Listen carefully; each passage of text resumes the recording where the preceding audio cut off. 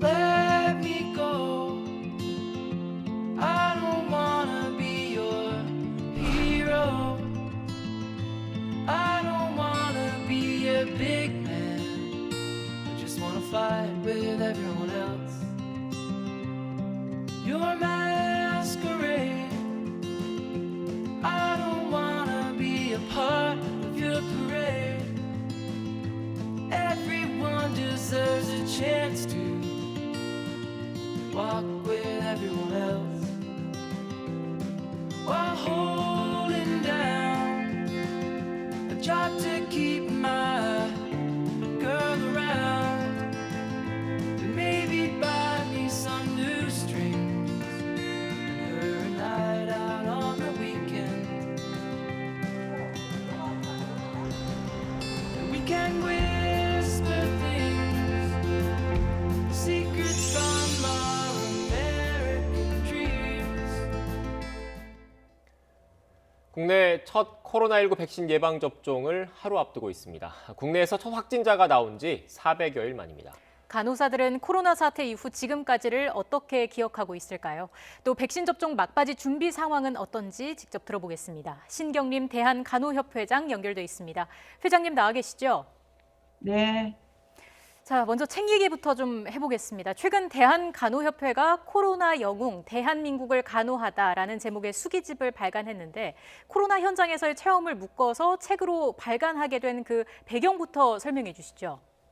네, 지난 2월에 코로나가 유행하던 대구 경북 지역의 간호사가 부족하다라는 소식에 전국 간호사들이 대구 경북 지역으로 모여들었습니다. 우리 협회는 간호사들이 경험한 이야기들을 공모했고 당선작을 모아 책으로 발간했습니다. 네, 회장님 수기집을 보면 간호사분들뿐만 아니라 가족들의 이야기도 같이 담겼다고 하던데 이유가 있습니까? 네, 흔히 간호사는 거꾸로의 삶을 산다고 합니다. 감염병이나 지진 등의 위기가 생기면 모두 대피하러 가는 순간에도 간호사들은 거꾸로 현장으로 되돌아가 그들을 구하고 돌봐야 합니다.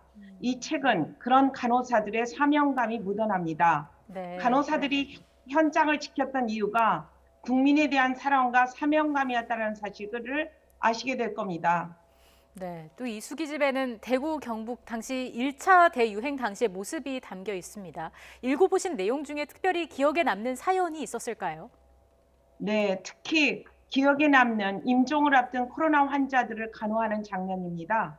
95세의 노모는 매일 딸과 손자, 손녀로부터 편지를 받고 간호사들은 매일 큰 목소리로 편지를 읽어드립니다. 그리고 자주 목이 메어 읽기가 어렵다고 하였습니다. 임종실에 들어간 할머니에게 딸은 핸드폰 메시지로 엄마 사랑해요 라고 외쳤고 간호사는 할머니의 귀에 대고 할머니도 사랑한다는 말해주세요 라고 합니다. 할머니가 가쁜 숨을 내쉬면서 지금까지 들어보지 못한 큰 소리로 딸아 나도 사랑한다고 대답을 합니다. 네. 딸도 울고 간호사들도 모두 울었다고 합니다. 네, 회장님 제가 이 수기집에 있는 사진을 미리 좀 봤는데 눈에 띄었던 사진이 하나 있습니다. 그 보호장갑 안에서 손이 퉁퉁 불어서 이렇게 벗겨진 그런 모습이 있던데 이렇게 의료 현장에서 고생했던 모든 다른 간호사분들의 손도 이렇게 비슷했겠죠? 네, 간호사들은 하루 종일 쉴 틈 없이 코로나 환자를 돌보면서 두 겹, 세 겹의 장갑을 끼고 땀으로 범벅되기 때문에 손이 온통 불틉니다. 말씀을 주신 것처럼 간호의 어려움과 고초를 생생하게 보여준 간호사의 손인데 손 치료를 하면 다시 환자를 보기 힘들까 봐 손 치료도 제대로 못한 게 간호사들의 현실입니다. 이런 손들은 코로나가 휩쓸고 간 지역 병원마다 수두룩합니다. 네, 그것은 회장님 바로 지금- 국민들의 생명을 살린 거룩한 손이었습니다. 네, 회장님 지금 현재 방송에 나가고 있는 사진 함께 보실 수 있으십니까? 네. 네, 지금 앞서 말씀드렸던 손과 관련된 화면은 좀 잠시 뒤에 또 나올 것 같고 지금 보고 계시는 화면 하나하나 좀 사진에 대해서 설명을 좀 해주시겠습니까? 어떤 장면인지? 지금 이제 보여지는 거는 간호사들이 방호복을 입게 됩니다. 방호복을 입으면서 얼굴에 마스크를 쓰고 그 다음에 그 얼굴에 또 고글이라는 걸 쓰게 되면 네. 얼굴에 뭐라 그러지, 흉터가 남게 돼서 거기에 거의 다 밴데이지를 붙이기 때문에 얼굴마다 그러한 밴데이지를 붙이게 되는 겁니다. 네. 계속 방호복을 쓰고 있어야 되기 때문에 그것이 일단 상처가 생겼다 이런 말씀이신 거죠? 네네. 이런 노고에 다시 한번 감사와 존경의 마음을 표하고요. 코로나19 상황이 지금 1년 넘게 이어지고 있습니다. 간호사들의 헌신이 없었으면 참 버티기 힘든 시간이 아니었을까라는 생각이 드는데 간호사들에게도 지난 1년이 각별하게 기억이 될 것 같거든요. 어떻습니까?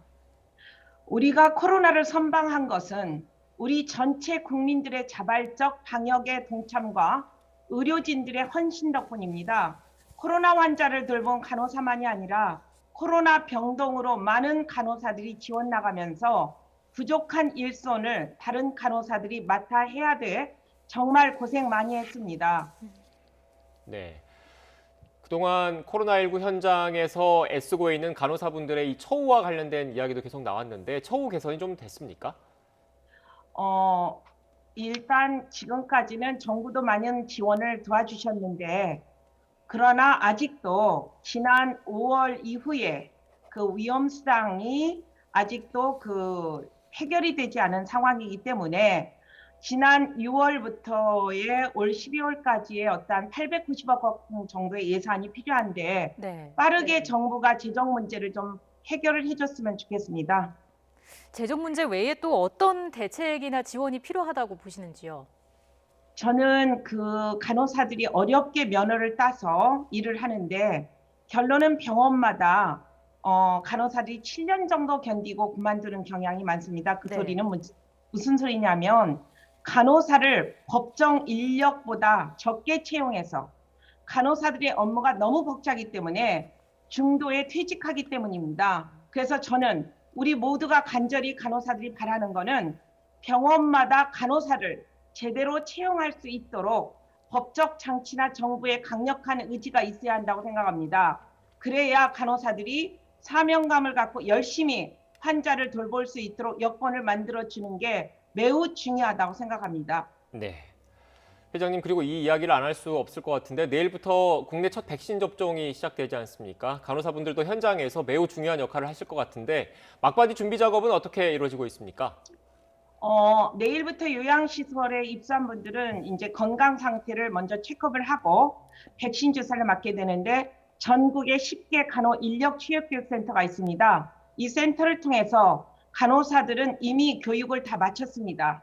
그리고 국내에 도입될 것으로 알려진 아스트라제네카하고 화이자 등에 대한 그 5개 코로나 백신에 대한 지식과 접종 슬기 교육을 다 마친 상태입니다. 네. 이번에 맞는 코로나 백신은 기존의 독감 예방 주사와 달리 새로 개발된 것이기 때문에 특히 아스트라제네카 백신인 경우에는 한 병에 10명분의 주사를 준비를 해야 됩니다. 그렇기 때문에 환자를 돌보면서 무균에 대한 어떠한 지식도 경험과 매우 중요하다고 생각을 합니다. 그리고 그동안 사실 코로나19 현장에서 감염된 간호사도 적지 않은 걸로 알고 있는데 향후 접종 과정에서 혹시 모를 감염 예방에도 주의를 기울여야 할 것 같습니다. 이 부분에 대해서는 다들 좀 긴장을 하고 계시는 분위기인가요? 우리 모든 간호사들은 지금 독감 백신 주사 준비를 하면서 어떻게 하면 감염되지 않고 의료에 어떤 사고를 일어나지 않을 수 있는 방안을 모색하면서 최선을 다하는 걸로 마음의 준비와 몸의 준비가 다 끝났다고 볼 수 있습니다. 네. 회장님, 앞서 간호사들은 위기의 순간 현장으로 달려가는 거꾸로의 삶을 산다라고 말씀을 해주셨는데 참 인상 깊게 다가왔습니다. 지금 이렇게 코로나19 현장에서 애쓰고 계신, 고군분투하고 계신 간호사 선생님들 그리고 의사 선생님들을 포함한 의료진 분들께 다시 한번 감사하다는 말씀 전해드리겠습니다. 지금까지 신경님 대한간호협회 회장과 함께 이야기 나눴습니다. 회장님 오늘 말씀 고맙습니다. 감사합니다.